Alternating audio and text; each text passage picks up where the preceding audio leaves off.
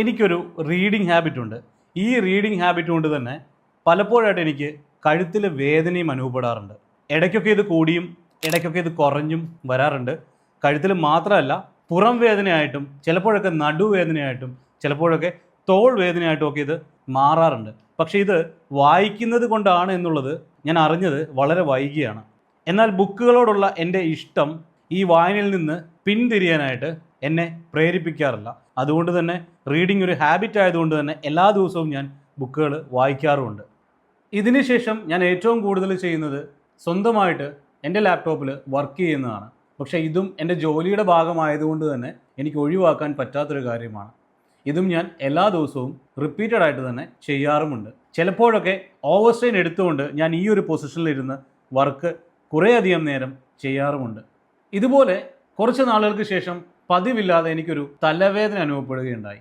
വിട്ടുമാറാത്ത തലവേദനയാണ്. അതുപോലെ തന്നെ ചില സമയങ്ങളിലൊക്കെ വെയിലത്തേക്ക് ഇറങ്ങുന്ന സമയത്ത് വെയിലിലേക്ക് നോക്കാനുള്ള ബുദ്ധിമുട്ട്, ഏതെങ്കിലും ഒരു സമയത്ത് മാത്രം ആക്ടിവേറ്റ് ആവുന്ന തലവേദന, ഇങ്ങനെ പല രീതിയിലുള്ള ബുദ്ധിമുട്ടുകളും അനുഭവിക്കാൻ തുടങ്ങി. അതിനുവേണ്ടി കുറേയധികം മെഡിസിൻസ് ഒക്കെ ട്രൈ ചെയ്തു, പല ട്രീറ്റ്മെൻറ്റ്സ് എടുത്തു, എന്നിട്ടും യാതൊരു മാറ്റവുമില്ല.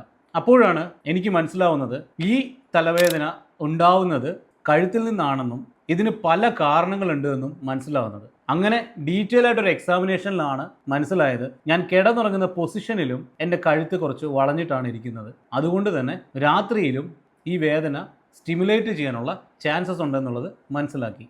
ഇനിയാണ് the life changing decision. Trigger point എന്താണെന്നും ട്രിഗർ പോയിൻറ്റിനെ പറ്റിയും ഞാൻ മനസ്സിലാക്കിയതും ഈ ഒരു സമയത്തായിരുന്നു. അതുകൊണ്ട് തന്നെ ട്രിഗർ പോയിൻറ്റ് ടൈപ്പ് ഹെഡേക്കിനെ പറ്റി ഞാൻ കൂടുതൽ പഠിച്ചു. അതിനുശേഷം ഇതിനുള്ള ട്രീറ്റ്മെൻറ്റ് രീതികളെ പറ്റി പഠിച്ചു.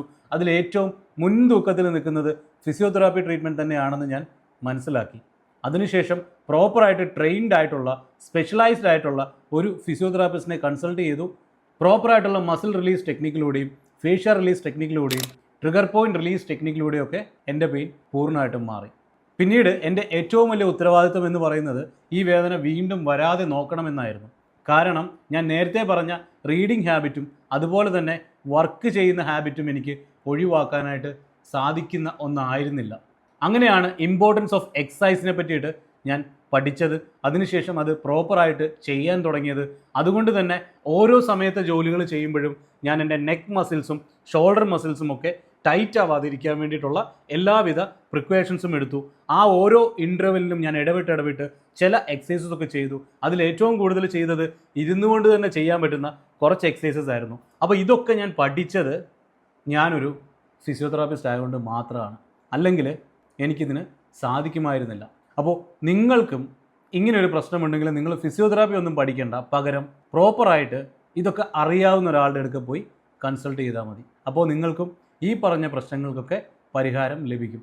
തീർച്ചയായിട്ടും ഞങ്ങളുടെ ടീം അതിനുവേണ്ടി നിങ്ങൾക്കൊരു ബെസ്റ്റ് ഓപ്ഷനായിട്ട് തന്നെ തിരഞ്ഞെടുക്കാവുന്നതാണ്. അതുകൊണ്ട് തന്നെ കോട്ടയം കഞ്ഞിക്കുഴിയിൽ വൈബ് ഫിസിയോതെറാപ്പി ക്ലിനിക്കിൽ ഞങ്ങൾ ഈ പറഞ്ഞ കണ്ടീഷൻസിനുള്ള ട്രീറ്റ്മെൻറ്റ് ചെയ്യുന്നുണ്ട്.